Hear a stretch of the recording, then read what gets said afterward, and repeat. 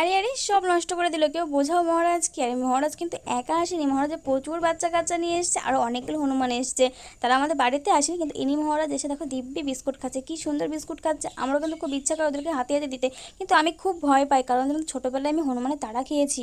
তোমরা এই কথাটা কাউকে বলো না, সেখান থেকে প্রচুর ভয় পাই। আর বাবা গরুকে বিছুলি দেওয়ার জন্য নিয়ে যাচ্ছে, সেটাও ওর লাগবে যে কী নিয়ে যাচ্ছে, আমাকে কেন দেবে? এটা কিন্তু সবটাই বোঝে, তবুও কিন্তু এরা অবুঝ। আর জানো তো এরা কেন আমাদের গ্রামে ঢোকে, কেন আমাদের ফসল নষ্ট করে, কেন এরকম উৎপাত করে? কারণ আমরা মানুষ হয়ে তাদের জঙ্গল কেটে দিই, গাছ কেটে দিই, এটা থাকবে কোথায়, খাবে কি? তখনই কিন্তু ওরা এখানে চলে আসে। তাই প্লিজ দয়া করে তোমরা কেউ কিন্তু আসলে মেরো না, বা লাঠিতে আঘাত করো না, তাড়িয়ে দিও না।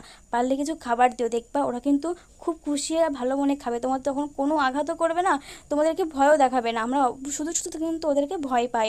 আর ভিডিওটা কেমন লাগলো জানিও, আর এই মহারাজকে তোমরা কেমন লাগলো, আর তোমরা কে কে ভালোবাসো কমেন্টে কিন্তু অবশ্যই জানিও, আর কি ভয় পাও সেটাও বলবে। ভিডিওটা ভালো লাগে চ্যানেলটি সাবস্ক্রাইবের পাশে থাকবে, প্রচুর লাইক শেয়ার কমেন্ট করে দিয়ে দেখাবে নেক্সট ভিডিওতে।